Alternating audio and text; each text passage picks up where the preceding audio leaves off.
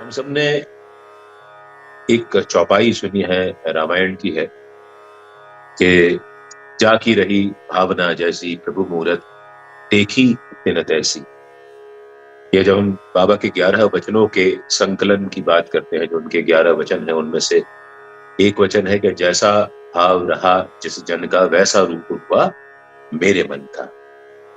तो हमें बाबा के साथ अपनी रिलेशनशिप में या अपनी रिश्तेदारी में जो महसूस होता है वो दरअसल हमारे ही मन के भाव हमारे सामने परिलक्षित होकर के उठ खड़े होते हैं।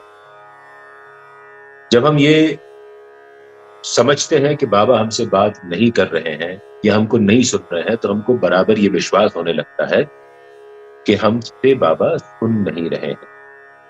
वहीं जब हम उस मानसिक स्थिति में होते हैं, जब हम ऐसा मानते हैं कि बाबा हमारी सुन रहे हैं, तो हम अपने आप को ये विश्वास दिलाते हैं कि बाबा हमारी सुन रहे हैं। कभी कभी हमें लगता है कि मंदिर जाने से बहुत प्रसन्नता हो रही है, और कभी कभी लगता है कि सब कुछ शायद वैसा ही है, मंदिर जाने का कोई फायदा नहीं है, या मंदिर जाकर के कुछ अलग या विशेष प्रतिक्रिया हमारे भीतर से जन्म नहीं लेती। ये साइकोलॉजी, मनोविज्ञान का केस भी है, जो कहता है कि हम वही देखते और सुनते हैं जो हम देखना और सुनना चाहते हैं। हम उसी बात पर विश्वास करते हैं जिस बात पर हम विश्वास करना चाहते हैं, अन्यथा हम विश्वास नहीं करते हैं। तो आप ये मान के चलिए कि जिस दिन आपको ऐसा लगे कि साईं शायद आपकी नहीं सुन रहे हैं, या आपको लगता है कि साईं के साथ आपका केवल एक मात्र जो है वो संवाद, एक तरफा संवाद चल रहा है, तो उस दिन आप मान के चलिए कि आपके मनोभाव ऐसे हैं, क्योंकि साईं तो हमेशा सुनते हैं।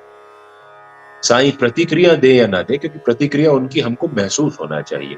हम यदि उस स्टेट ऑफ माइंड में हैं, हम उस मनोस्थिति में हैं कि हम उनकी प्रतिक्रिया को महसूस कर सकें, तो हम उस प्रतिक्रिया को महसूस कर पाएंगे। और अगर हम नहीं करना चाहते तो हम नहीं करें। तो आप ये मान के चलिए कि उस दिन आप शायद कुछ सुनने या समझने के मूड में नहीं है।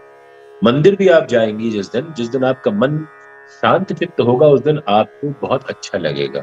और जिस दिन आप व्यथित मन के साथ जाएंगी, या बहुत सारे आपके दिमाग में कौतूहल चल रहे होंगे, प्रश्न चल रहे होंगे, दुविधाएं चल रही होंगी, उस दिन आपको मंदिर में जाकर के भी आपका जुड़ाव उस इष्ट या आराध्य के साथ नहीं हो पाएगा। तो जब आपका जुड़ाव नहीं हो पाया तो आपको महसूस नहीं होगा, लेकिन साईं का जुड़ाव आपके साथ है। साईं को सतत हमेशा महसूस होता रहता है। इसीलिए आपके ऊपर मुश्किलें आती हैं, लेकिन आप मुश्किलों में पड़ते नहीं हैं, आप निकल जाते हैं। जैसा कि श्यामा ने भी कहा था कि बाबा ये तुम कैसा करते हो कि बवंडर खड़ा कर देते हो और फिर सब कुछ शांत कर देते हो। तो हम अपनी मानसिक स्थिति को वैसी रखें कि जब हम साईं जो कह रहे हैं वो सुनने की स्थिति में हम आ जाएं, क्योंकि साईं तो हमेशा कहते हैं, केवल हमारा एंटीना, हमारा रिसीवर उसको रिसीव नहीं कर सकता, क्योंकि हमारी ट्यूनिंग उस वेवलेंथ पर नहीं होती है। तो कृपया आप पूरे मनोयोग के साथ साईं को सुने। कोशिश करें कि आपका ध्यान जब साईं के साथ आप कनेक्शन बनाना चाह रहे हो तो भटके नहीं। आपकी प्रॉब्लम्स बड़ी है या साईं के साथ आपका कनेक्शन बड़ा है, आपको ये प्रायोरिटी, ये प्राथमिकता आपको सेट करनी होगी। जब आप ये सेट कर लेंगी तो आपको कभी भी जीवन में ऐसा महसूस नहीं होगा कि साईं नहीं सुन रहे आपका, या आपकी ओर देख नहीं रहे हैं। वो हमेशा सुनते हैं, हमेशा देखते हैं। बस आपको ये महसूस करना होगा।